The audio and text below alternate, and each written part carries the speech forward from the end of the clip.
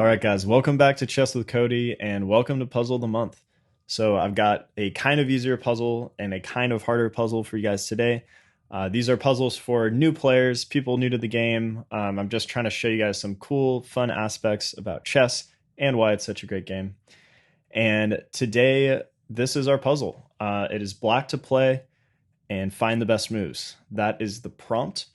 If you aren't familiar with how chess puzzles normally work, it's usually a sequence of very forcing moves, and you're generally going to be either checkmating the king or you're going to be winning a piece. So, winning like a bishop or a knight or a rook or something like that. So, this is our sort of easier puzzle. You can go ahead and pause and try to find the answer. And I will give you guys some hints as we go along. So, I'll try to guide you there if you don't get there right away. So take your best shot, and I'll see you in a second. So if you need a hint, one of the first things you should look for in puzzles are checks and captures, because those are very forcing moves. And like I said, puzzles are generally solved by very forcing moves. And like I also said, you want to look for checkmates if at all possible. So the most natural move, or the most glaring move that should jump out to you in this position, is rook to b4 check. And this almost looks like checkmate because the king can't move to d3. That's controlled by the knight. So the king is actually very restricted, but they do have a free square on c3. And then I don't really see a follow-up to checkmate the king because now the king can kind of run away. So there's not a checkmate there immediately. But you should also consider, okay, maybe since the king can run to c3, if I check immediately, maybe I can control the c3 square first and then deliver the rook check and have it be checkmate. You know, that's a possibility you should consider. So you might think, okay, what if I go knight to e2, controlling this square, and then I go to rook b4. But the problem here is once you move the knight, you no longer control the d3 square, so white's king can actually escape there.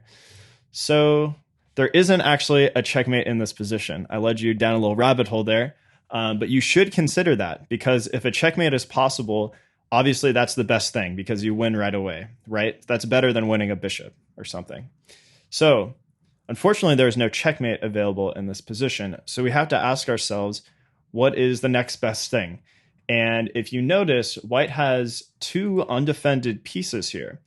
And there's a saying in chess that loose pieces drop off. So notice that these are undefended. There's nothing, there's not like another rook here defending this. There's not like a knight here defending this or anything like that. These are loose pieces. These are hanging pieces. And maybe there's a way to somehow either double attack them or do some sort of tactic to win these pieces. So that is your first hint.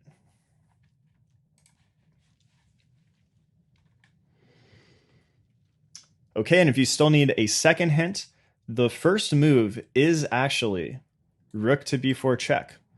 So it's not a checkmate, but this is still a good move because it's very forcing and there's a good follow-up after it. So that's your final hint.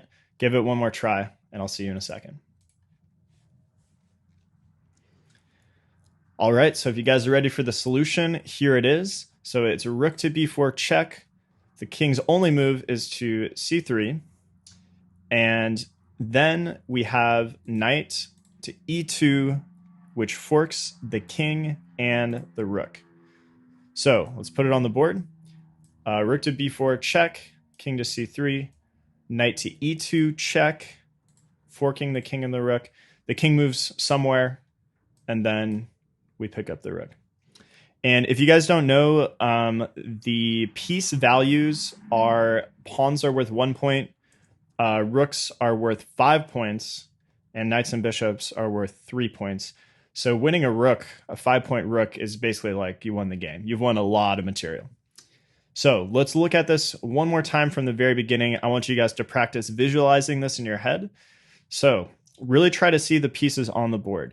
So rook to b4, check, king to c3. Really try to visualize, okay, there's a rook here. Okay, the king is here. And then visualize your knight coming to e2 with check on the king on c3 and double attacking the rook. And that's called a fork when you are double attacking two pieces like that. So that was our sort of easier puzzle. And now we're going to move on to our sort of harder puzzle. So here it is. It's the same prompt. It's black to play and find the best moves. I'll give you a hint in a second.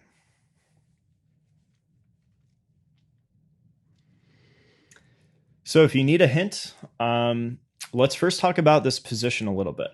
So the first thing that should jump out to you here is that white's king is very vulnerable. It's very constrained to the corner. Our bishop is controlling g1, and white's own pawns are locking it in to the h1 square. So the king can't move at all. And we have a lot of pieces nearby the king. So those factors should be screaming to you that, okay, there might be a checkmate possible in this position. Let's see if we can find it. So that's my first hint. It seems like there should be a checkmate available here.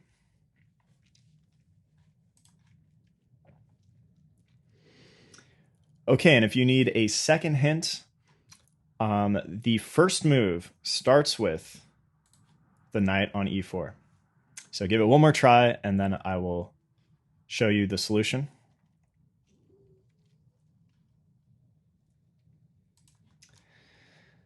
So the first move is not knight to f2, as you may have been thinking. It's actually knight to g3 check, which is a wild move. You're just totally sacrificing your knight here. And white actually has to take it because white is in check. And the king can't move. Remember that our bishop is controlling the square. So the only legal move for white here is pawn takes g3.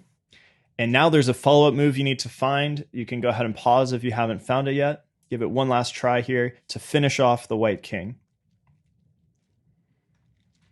And the move is queen to h6 check. White blocks, and we take checkmate. And this is checkmate because we have a check here and our bishop controls g1. So the king just can't move. The king is totally trapped in this corner. The check can't be blocked and nothing can take the black queen. Therefore, this is a checkmate. So this was pretty savage. Let's go back to the initial position. Here it is. And I want you guys to visualize this one more time. And remember how I said in the beginning that you want to look for checks and captures and you want to look for forcing moves? Well, the first move of this sequence is the most forcible possible move on the board. So knight to g3 check, only move for white is they have to recapture. Actually, I wanted you guys to visualize, so let's not put it out on the board. So knight to g3 check, only move is white has to recapture. And then we need to visualize that the king is very trapped here. There's two pawns here.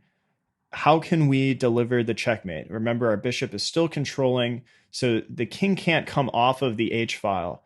And that's how you can see that queen h6 is a very deadly mate. So, or a very deadly check followed by a mate. So that was our harder puzzle for today. And actually, this puzzle came from March of 2021. So I have a long backlog of puzzles that I haven't made videos for, but we're going to work through that backlog up to present day. And I hope to see you in the next one. Thanks a lot.